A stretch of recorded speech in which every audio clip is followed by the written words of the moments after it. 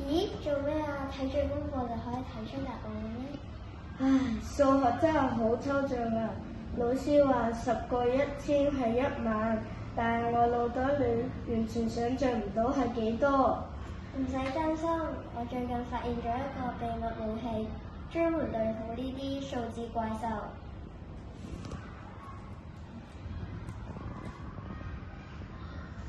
咦？呢個唔係哆啦 A 夢咩？呢本唔係漫畫書咩？呢個唔係普通嘅漫畫書，呢個係我哋數學詞典。你啱啱話想像唔到10000係咪啊？你睇下呢頁。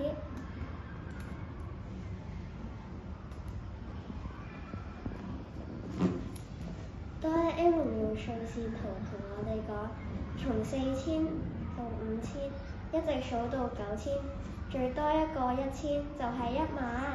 仲教我哋比較大小，只要睇準千位、百位，輕輕鬆鬆就可以將數字排好隊。真係喎！有大雄同埋靜香喺隔離講解，好似喺度睇圖書啊！咁加減法呢？啲借位真係好麻煩啊！呢個就係佢犀利嘅地方，佢教你用錢嚟思考。我哋平時去小賣部食嘢都會用到10蚊、1蚊硬幣，書入邊嘅數字變成一個個硬幣，例如60至20，就係攞走2個10蚊，剩翻40蚊，用圖像嚟學，比死記硬背快多啦。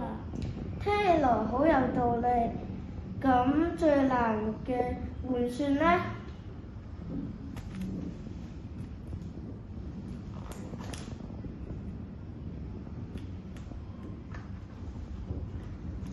哆啦 A 夢都幫你準備好啦，呢度有一個時間傳送掣，秒變分，分變小時，通通都要經過60呢個神秘數字。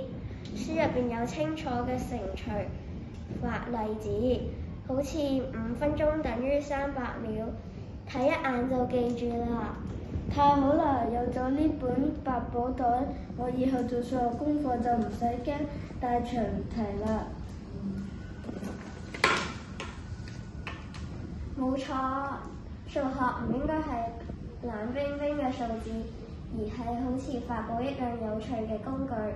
各位小朋友，如果你哋想好似大雄一樣，從數學變成數學天才，記得去圖書館揾呢本哆啦 A 夢數學